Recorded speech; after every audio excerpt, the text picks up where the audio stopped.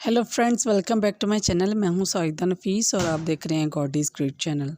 खुदावंद के ज़िंदा जलाली और बाबरकत नाम में आपको मेरा दिली सलाम। मेरा ईमान है कि खुदावंद के फजल करम से आप खैरियत से होंगे। आज की वीडियो में हम सीखेंगे अहमक और दानिशमंद इंसान में फ़र्क।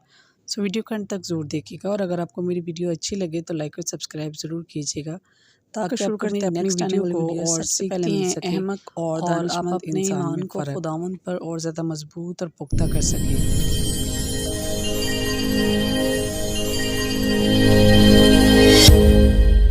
बाप और बेटे और रुल कुद्दस के नाम में आमीन।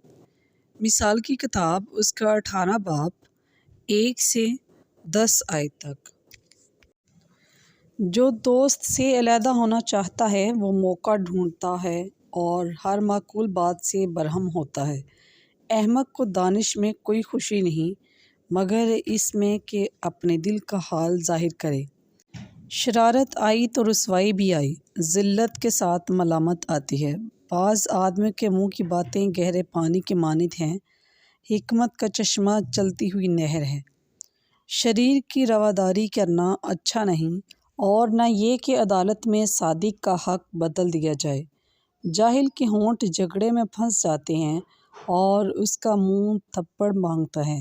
अहमक का मुंह उसकी हलाकत है और उसके होंठ उसकी जान के लिए फंदा हैं। चुगलखोर की बातें मीठे नवालों की तरह हैं और वो पेट के अंदर तक उतर जाती हैं। वो अपने काम में ढीला है जो फजूल खर्च का भाई है। खुदावंद का मुंह एक मुस्तहकम बुर्ज है, सादिक उसमें दौड़ जाता है और महफूज रहता है।